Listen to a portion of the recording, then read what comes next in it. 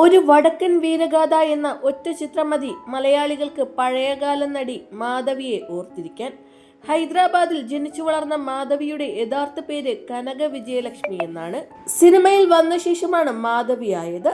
സമ്പന്നനായ വ്യവസായി റാൽഫ് ശർമ്മയുമായുള്ള വിവാഹശേഷമാണ് മാധവി അഭിനയത്തിൽ നിന്ന് പിന്മാറിയത്.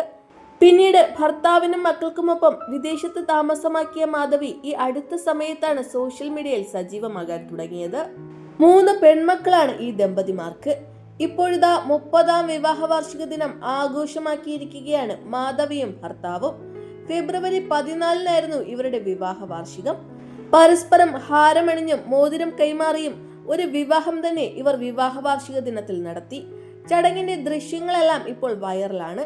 അച്ഛന്റെയും അമ്മയുടെയും കാലുകൾ കഴുകി വൃത്തിയാക്കി ആരതി ഒഴിയുന്ന മക്കളെയും വീഡിയോയിൽ കാണാം.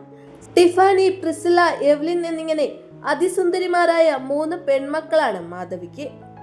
അച്ഛനമ്മമാർക്ക് വേണ്ടി എല്ലാം മുന്നിൽ നിന്ന് നടത്തിയതും ഈ മക്കൾ തന്നെ.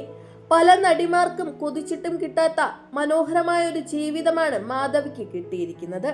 പ്രിയ താരത്തിനും കുടുംബത്തിനും ആശംസകൾ നേർന്ന് എത്തുകയാണ് ഇവരെ ഇഷ്ടപ്പെടുന്ന ആളുകൾ.